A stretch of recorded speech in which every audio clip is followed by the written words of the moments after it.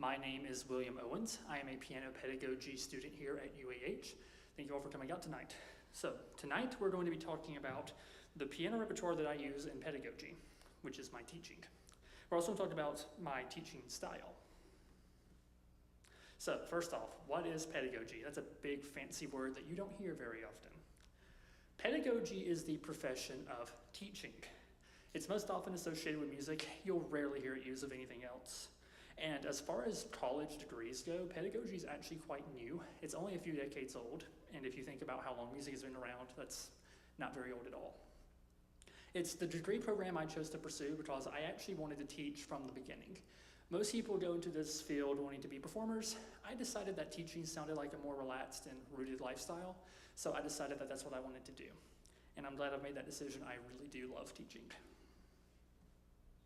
So let's talk about my personal music journey. I think that's important context for any teacher.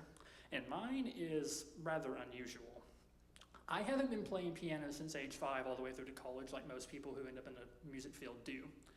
I actually started playing again at 21, just before the COVID pandemic started.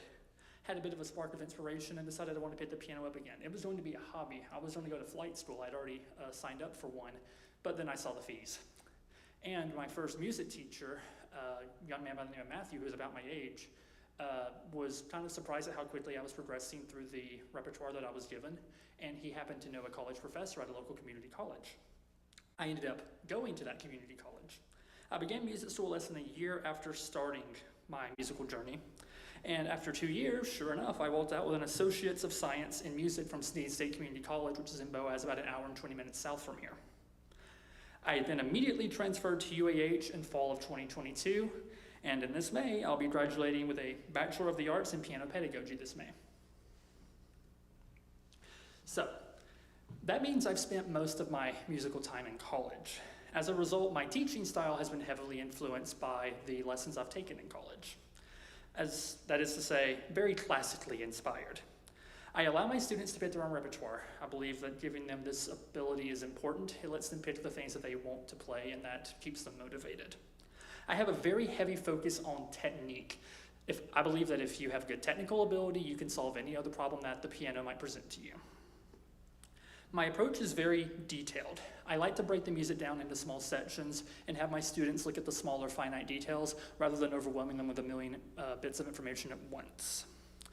I also aim to teach practical skills for life in my music lessons. Most music students are not going to be professional musicians when they go to college. Most want to be engineers, lawyers, doctors, other STEM fields.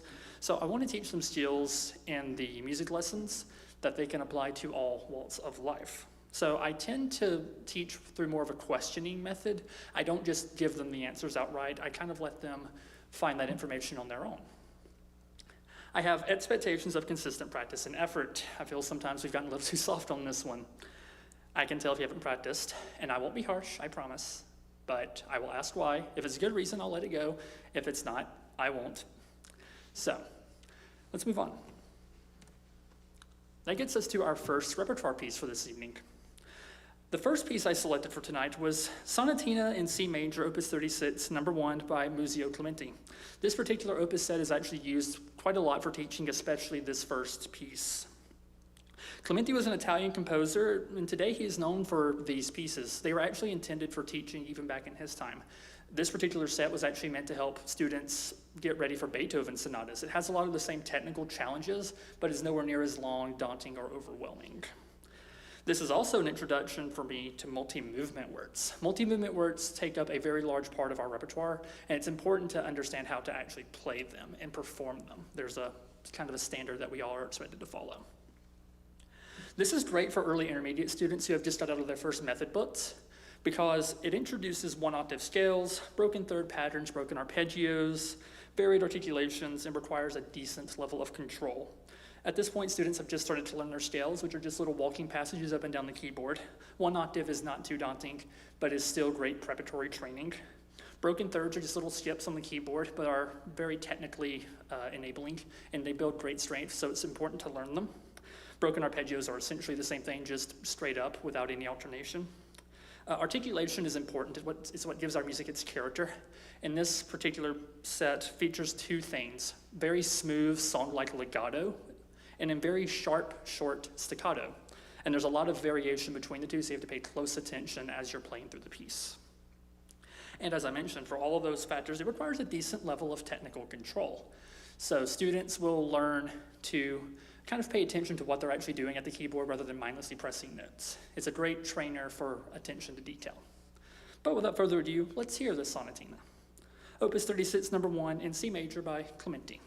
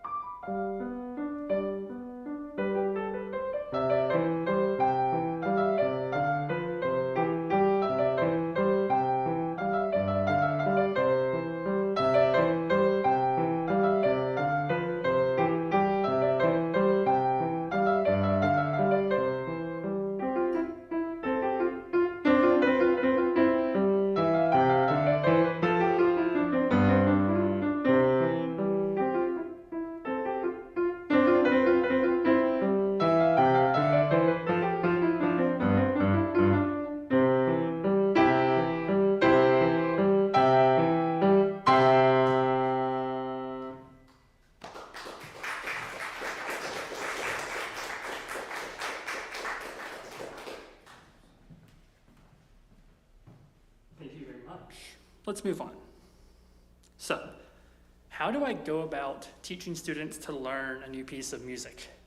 I use a very sectionalized approach. I tell my students, take it one phrase at a time.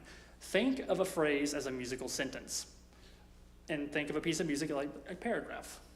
Paragraphs are made up of sentences. Music is made up of phrases. So we learn them one at a time. It's like a puzzle. There are some passages, however, that are especially difficult and tricky. When that happens, I tell my students, okay, take it easy. Let's show hands alone. We play with two hands. There are some things that we have to separate. So for the particularly difficult passages, I make my students practice them hands alone first to get the coordination down, and then we slowly put the hands together and build speed over time. We isolate the most demanding parts first. I have my students analyze the piece. You can normally tell at first glance what's going to be the hardest. It's normally the densest part of the music, for example, the one with the most notes. So I have my students isolate that and practice it individually and then add context as we go throughout the lessons and throughout the weeks. Be able to start from anywhere. This is especially important for pianists because the bulk of us play our music from memory. Being able to start from anywhere is important because memory isn't always the most reliable thing, especially muscle memory. So if we are able to jump to a part, that saves us if something should go wrong in a performance or in a practice session. And as I mentioned, eventually memorize your music. Most people will actually memorize naturally, and it's kind of funny. You can ask a student, hey, real quick, can you play this from memory? And they'll be stunned at the fact that they can, or at least most of the piece, and this is true of most people. So the memorization process can be quite natural for quite a few people, but I do teach methods that do that as well. But that moves us to the second repertoire piece for tonight. Even if you don't know the name, I bet everyone in here will recognize this when you hear it. This is the very famous Sonata in C major, K545 by Mozart. I'm playing the first movement, the Allegro, the most commonly played. I call this a rite of passage piece. Anyone who has gotten to the late intermediate level has probably encountered this particular sonata. It's surprisingly tricky in several places. Despite the simplistic sound of the piece, there are a lot of passages that require a very high level of control. There's a lot of scales in this piece and a lot of arpeggios. The texture is very exposed. A lot of our music has very thick harmony, so we can kind of hide in certain sections should things get tricky. We don't have that luxury with any of Mozart's music or any of his contemporaries for that matter. So for the classical period, we kind of lose a bit of a trump card, so to speak. This features several things that make it very tricky. Alternate scale fingerings. By this point in their musical life, most piano students know at least all of their major and minor scales. Those have a very set list of fingerings that we use to play them. Mozart has a sense of humor, so we get alternate scale fingerings. Very fast arpeggios that are difficult to control. These are little skips on the keyboard that involve us leaping over certain keys, and you have to have a very fine sense of control to keep them even and sounding good. Trills, by themselves not difficult, but when paired with the harmonies that you encounter in this particular piece can be quite tricky to get right. It's very easy to lose your sense of time and tempo when you are playing trills. The dynamic range is large, so on top of everything I just mentioned, you have to make sure the piece's character stays intact. And that's also true with the articulation as well. This is quite the challenging piece for intermediates, but it's not so difficult that it isn't worth the try. Most students will learn a wide array of technical details and control details that they wouldn't have had before playing this piece. So it's definitely worth the effort as a teaching piece, and every student will likely encounter it at some point or another. But without further ado, let's hear Sonata in C major by Mozart.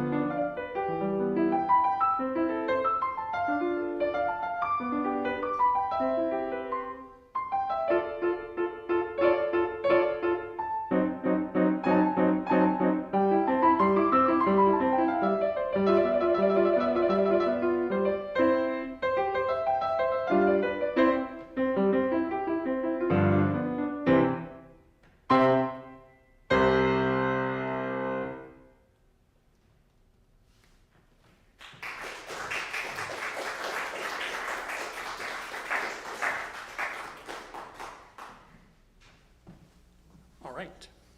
So, now that we've talked about the intermediate levels that I normally teach, let's talk about the advanced students. At this point in their careers, advanced students are able to play with very fine technical skills, a high level of sight reading ability, and they can analyze music at a very accelerated pace, meaning that they can play just about anything you can put in front of them. This is often the smallest group for most teachers.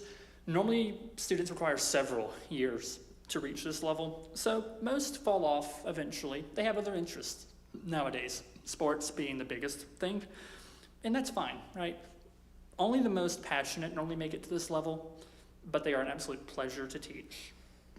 At this point, they have complete control over what they learn. If they bring it to me, I'll teach it to them because I know they can play it.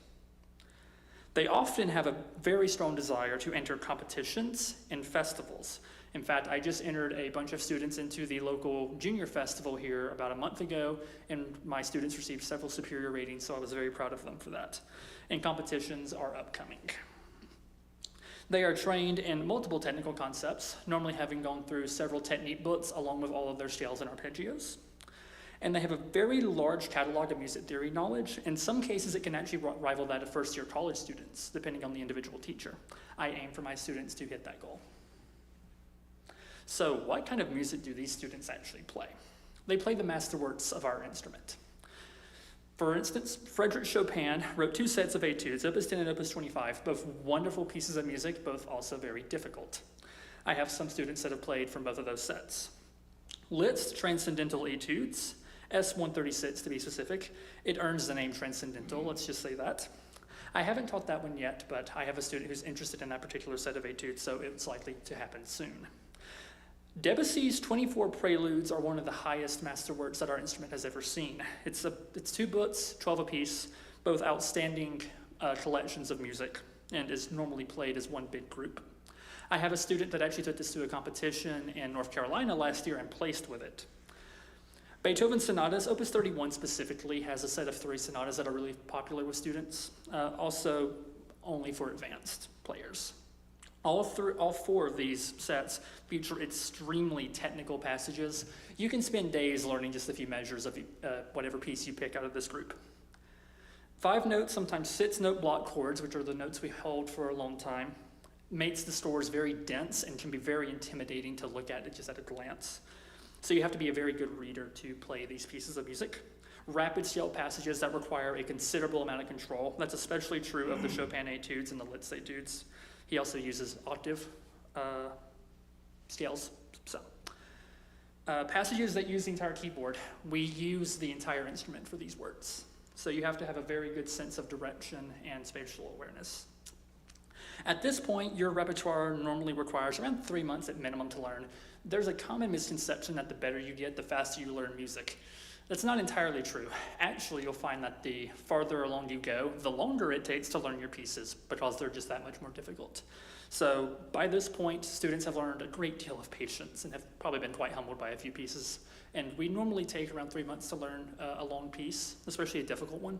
If you've ever been to a professional concert and wondered why the ticket was so much, there's a good chance that that concert was at least a year of preparation, if not more, for most professional performers, as an example. But there's one more group I want to speak about, because I was one, and still technically am. Adult students. Especially post-COVID, they are a growing share of the market. In fact, around 15% of my total student population is now adult, and that has actually grown recently, so that number is actually bigger. It's closer to 20% now. These students tend to be particularly passionate because they are adults. They want to reconnect with their musicality, so they practice very consistently, and as a result, they progress quite quickly. And because they are adults, I don't have to water down concepts to a kid level for them. I can explain everything word for word, which is incredibly valuable. They can reach an advanced level if they sit with it long enough in a slightly shorter time frame, and I connect to them personally since I was one, which is why I very much enjoy teaching my adult students, because I know how it feels to be the adult on the other side of that piano bench. But let's get to our final repertoire piece for the evening. This is Prelude number 10. The title translates to The Sunken Cathedral by Claude Debussy. This is one of the preludes from the set that I mentioned a few slides ago. This is a different kind of music. It isn't just a little melody with an accompaniment. it sounds different, and it's meant to be experienced in a different way. It's very atmospheric in nature, is the best way I can find to describe it. It requires quite a bit of control in musicality. It's not fast difficult, but you have to have a really good sense of spatial awareness because you're constantly playing at octave ranges, which is from one note to the same note of the next name, either up or down the keyboard, depending on the way you're going. It has a very timeless feel. The listener should never really feel too strong a sense of beat, bar a couple of small sections of the song, or of the piece, sorry. Ironically, to get this feeling, you actually have to count very precisely. The score at a glance is incredibly intimidating and dense. This is true of all 24 preludes, especially but 2, which reads off of 3 staves, not just 2. So you have to be an advanced player to even read it. In fact, if it weren't for the right damper pedal on our piano, the score wouldn't be physically playable because you wouldn't be able to hold all the notes for the values that they've been assigned. So we have to use our pedal to play some of them. But without further ado, let's hear Prelude number 10, The Sunken Cathedral by Claude Debussy.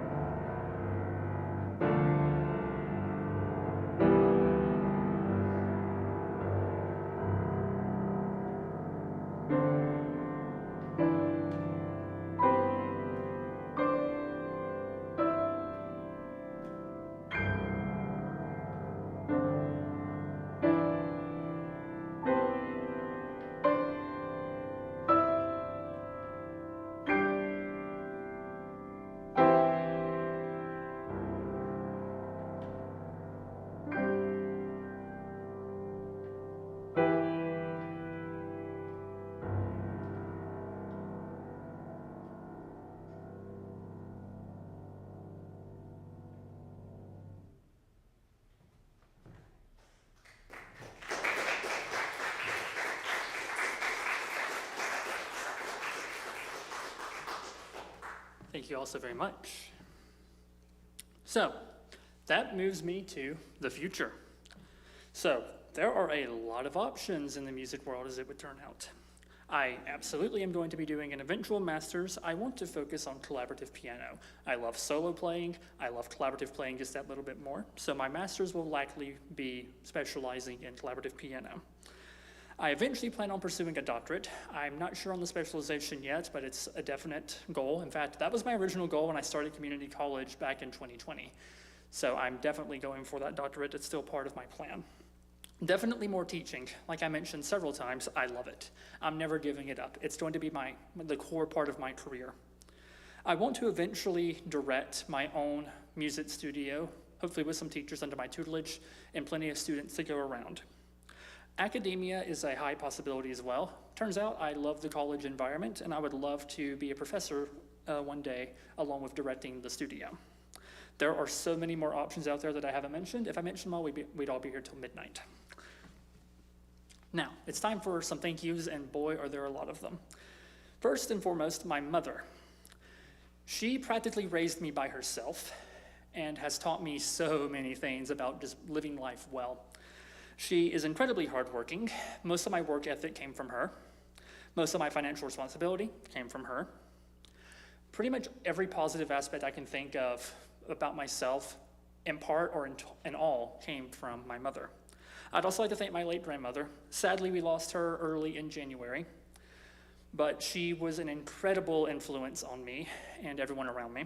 She was kind of our family matriarch. Everyone looked to her when times got rough. She was incredibly thrilled to hear me play music again. She was actually quite musically talented herself as a vocalist and loved to sing. I'd also like to thank my Aunt Carolyn and Uncle Roger. My Aunt Carolyn raised 4 children, never complaining once about anything, and is also incredibly hardworking and just a beacon for everyone, especially now that my grandmother is gone. And my Uncle Roger was actually a high-ranking officer in the U.S. Air Force. Work ethic is his middle name, and he's a great influence on me. There's also several faculty that I'd like to thank. In particular, Dr. Melody Ng. When I first did my audition here, she was the very first faculty member to reach out. I had literally just got done playing and doing the interview, and she immediately invited me up to her office for an interview. That's the reason I came here, because she reached out. Mr. Keith Taylor has been my instructor this semester and has given me a ton of help preparing this particular recital and just in my playing in general. I'm also going to be taking some jazz lessons from him now that the recital portion of my semester is over, because I want to involve that in my teaching. Mr. John Miller, he's my piano ensemble instructor and has also been very helpful, especially in the collaborative world, which is something I want to do professionally. So his advice has been invaluable in that regard. Dr. Joshua Burrell led an incredibly good music theory class that I absolutely adored. Music theory was going to be an intimidating thing for me, but I ended up loving it here. So big thanks to him as well. And then finally, Dr. Carolyn Sanders closes out the faculty from here at UAH. She led a wonderful music history course that I was also originally going to be intimidated by, but she made it so fun that I never had any problems with it at all. So thank you to all of them. And then there's 2 more people very specifically that I'd like to thank. First is Dr. Beatrice Renee Collins. She's the owner and director of Valley Conservatory here in Huntsville. I'm sure most of you know that name. She saw someone who had no teaching experience prior. I had worked a part-time job at Dollar Tree while I was in community college getting my associate's degree, and she still gave me a chance. I started off as a substitute, and now I teach over 20 students at her studio permanently. And then Mr. Eric Brown is very much the same. He decided that he would train me on his curriculum at Madison Music Academy and also gave me a chance. And thanks to that, I teach multiple group classes and about 10 to 15 private students at his studio in Madison as well. Thanks to them, I have a solid source of income already. I'm already established in my career, and I teach around about 50 students a week on top of my full-time college schedule. And thank you all for coming out tonight. I see a lot of friends and family out in those seats. Your time with me has meant the world. I will always remember it, not just coming here tonight, but every moment we spent together here at UAH. I will be around. I will be coming to your recitals, I promise. But thank you all to everyone in those seats tonight. Your presence means the world to me. I appreciate the support. I hope you all enjoyed. Have a good evening.